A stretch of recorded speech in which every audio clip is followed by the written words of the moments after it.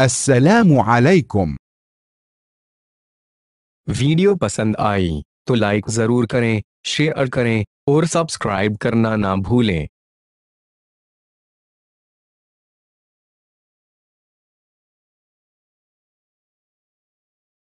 قصة مذهلة لأحد اللاجئين السوريين. قصة مذهلة لأحد اللاجئين السوريين. قصة किस्सा, कहानी, वाकया,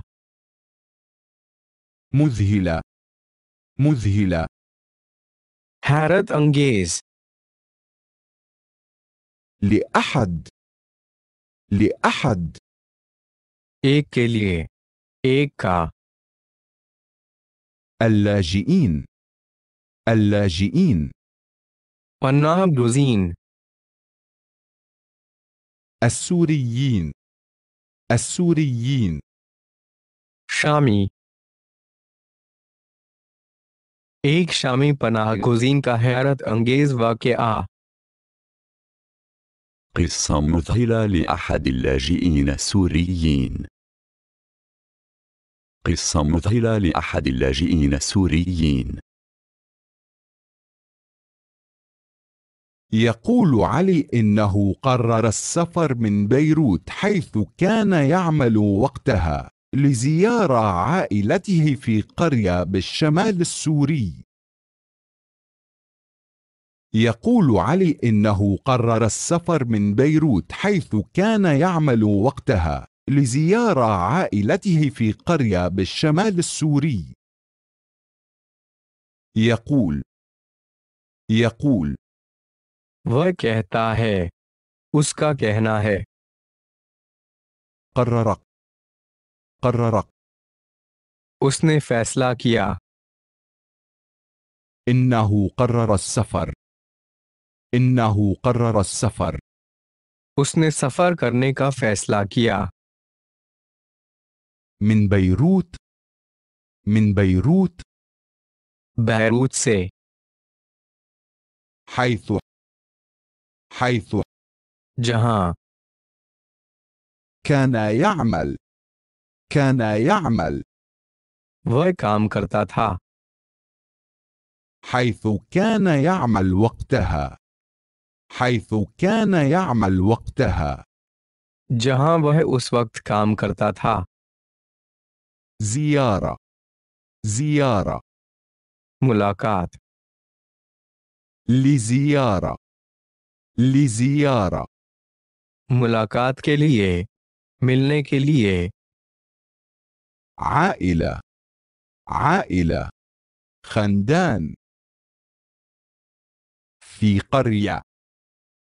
قرية गांव में, بالشمال शमाल में, शमाली, السوري शामी। अली का कहना है, उसने शमाली शामी गांवों में अपने خاندان से मुलाकात के लिए बैरूत से, जहां वे उस वक्त काम करता था, सफ़र करने का फैसला किया। يقول علي أنه قرر السفر من بيروت حيث كان يعمل وقتها لزيارة عائلته في قرية بالشمال السوري. يقول علي أنه قرر السفر من بيروت حيث كان يعمل وقتها لزيارة عائلته في قرية بالشمال السوري. استغرق يوما في إعداد حاجياته ثم توجه رأسا إلى مدينة حلب. استغرق يوما في إعداد حاجياته ثم توجه رأسا إلى مدينة حلب. يوما कुछ दिन, استغرق يوما कुछ दिन लगे, إعداد तैयारी, حاجياته حاجياته उसकी ज़रूरियात استغرق يوما في إعداد حاجياته استغرق يوما في إعداد حاجياته उसे कुछ दिन अपनी ज़रूरियात की तैयारी में लगे। ثم फिर उसके बाद مدينة حلب مدينة حلب हलब शहर ثم توجه رأسا إلى مدينة حلب ثم توجه رأسا إلى مدينة حلب फिर उसने हलब शहर का कसद किया।